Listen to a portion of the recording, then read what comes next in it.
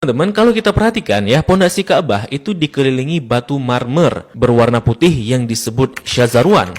Fungsinya untuk menahan pondasi Ka'bah agar tidak rubuh atau terkikis karena dahulu daerah area Ka'bah berpasir dan terkadang berbanjir. Maka dikhawatirkan hal itu akan merobohkan Ka'bah. Oleh karenanya dibuatkanlah syazarwan ini untuk menopang pondasinya oleh orang-orang Arab dahulu. Untuk era sekarang, syazarwan ini juga berfungsi untuk menghindari adanya jamaah yang terjepit di dinding Ka'bah ketika haji. Nah, di dekat pintu Ka'bah, masih di area Syazarwan, kita akan melihat sebuah tanda berupa 8 buah batu mewah. Ini disebut dengan area Mi'jan, merupakan lokasi di mana Nabi Ibrahim dan Nabi Ismail mengadon tanah liat untuk membangun Ka'bah. Begitu pula, ini merupakan lokasi favorit Rasulullah SAW serta tempat di mana Jibril mengajarkan salat kepada Nabi Muhammad SAW. Kain yang menyelimuti Ka'bah ini disebut dengan kiswah. Orang yang pertama kali menyelimuti Ka'bah dengan kiswah merupakan seorang raja dari Himyar yang bernama Tubba Abu Karb. Dahulu, orang-orang Arab menggantung syair-syair terbaik mereka di dinding Ka'bah sebagai bentuk kebanggaan budaya peradaban mereka dalam bidang sastra. Dan tahukah teman-teman, jika warna kiswah tidak selalu hitam. Pada awalnya berwarna putih bergaris merah dari Yaman. Kemudian menjadi putih, menjadi merah, kuning, hijau, dan yang terakhir hitam hingga sekarang. Tulisan kaligrafinya ditulis dengan benang emas bertuliskan ayat-ayat Al-Quran. Kiswah juga memiliki kain dalaman berwarna putih yang disebut bithana kiswah untuk meresap panas dari dinding Ka'bah. Biasanya kain kiswah diganti pada tanggal 9 Dzulhijjah dan bekasnya dipotong-potong untuk dihadiahkan kepada orang-orang tertentu.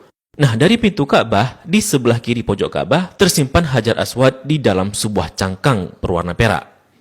Pintu Ka'bah sendiri berjarak 2 meter dari lantai. Pada awalnya teman-teman, pintunya sejajar dengan lantai. Namun karena terjadi perampokan isi Ka'bah, kemudian orang-orang Quraisy berinisiatif untuk meninggikannya. Nah, dalam perjalanan sejarahnya, pintu Ka'bah telah berubah-ubah baik bentuk, sendi maupun bahan bakunya. Pintu yang ada sekarang merupakan hadiah dari Raja Khalid bin Abdul Aziz, Raja Saudi, dan dilapisi emas murni 99 karat seberat 280 kg dengan total biaya 46 miliar. Dan itu dana dari tabungan Raja Khalid sendiri. Nah, pintu ini memiliki kunci dengan desain klasik dan secara turun-temurun sejak dahulu kala dipegang oleh keluarga keturunan Qusay bin Kilab bin Murrah. Dan pintu ini hanya dibuka 2 kali selama setahun, yakni pada awal bulan Sya'ban dan awal bulan Zulhijjah untuk dibersihkan. Dan untuk memasukinya diperlukan tangga portable. Dalam Ka'bah sendiri tidak memiliki lampu, sehingga ketika memasuki Ka'bah maka akan diterangi dengan penerangan dari luar.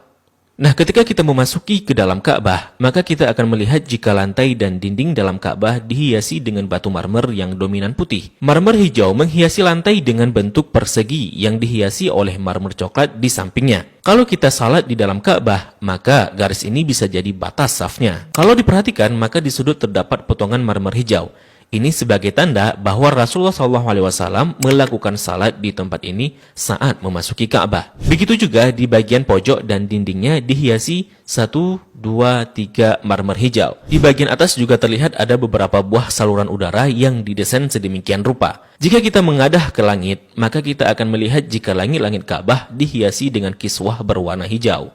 Jika diperhatikan, maka terdapat tulisan Ya Manan yang artinya Maha Pemberi. Kemudian di bawahnya sebelah kanan bertuliskan Ya Dzal Jalali yang artinya yang memiliki keagungan. Lalu di sampingnya bertuliskan Wal Ikrami yang artinya yang memiliki kemuliaan.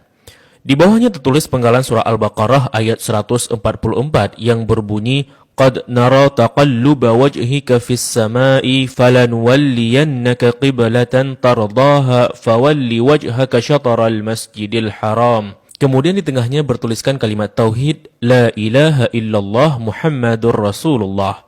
Dilanjutkan di bawahnya bertuliskan surat Ali Imran ayat 96 dengan bunyi Inna awwala baitin wudi'a lin-nasi lalladzi bi Bakkata mubarakan wa hudan lil alamin.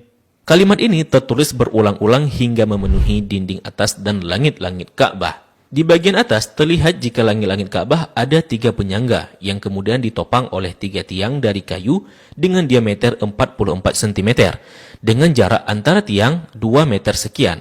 Tiang ini dihiasi dengan 6 hiasan cincin terbuat dari emas. Bagian bawah pondasi tiang berbentuk kotak yang besarnya dapat diduduki oleh orang dewasa. Orang yang pertama kali memasang tiang di dalam Ka'bah adalah Abdullah bin Zubair saat pertama kali memugar Ka'bah selepas wafatnya Rasulullah Sallallahu Alaihi Wasallam. Di bagian atas tergantung harta karun berupa kendi-kendi atau lentera kuno yang terbuat dari emas dan perak, merupakan hadiah dari pemimpin-pemimpin negeri Muslim pada masa lalu. Kalau ditanya kenapa kendi-kendi ini masih digantung, ini merupakan tradisi yang sudah ada sejak masa silam. Nah, di bawahnya, tepatnya di antara tiang, terlihat sebuah meja heksagonal berwarna putih dengan atasannya dihiasi marmer hijau. Memiliki kabinet penyimpanan dengan 2 pintu dan 4 engsel. Memiliki 2 pegangan.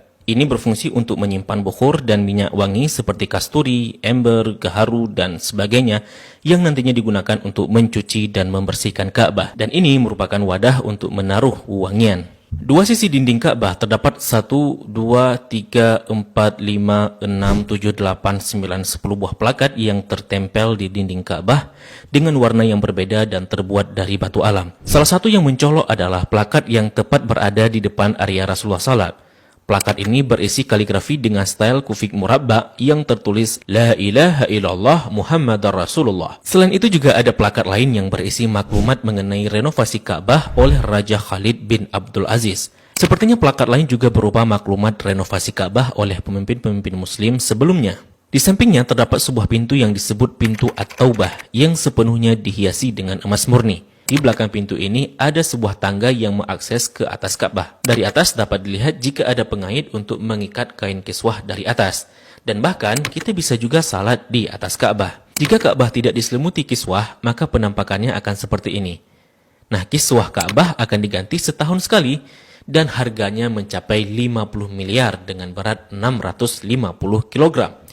Kiswah juga berfungsi untuk menghindari dinding Ka'bah dari keretakan akibat panas matahari.